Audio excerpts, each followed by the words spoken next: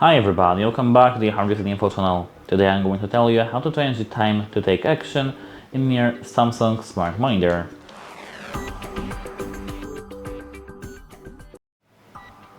So at first, go to the left, here to the control panel, and now go down to the settings. Click on all settings, and here scroll down to the general and privacy. Click on accessibility, and scroll all the way down. Here, as you can see, we have time to take action.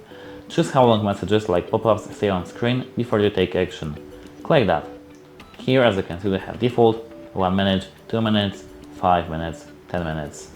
To change the interval to time, click on the each time using the OK button. And that's how it works. Goodbye!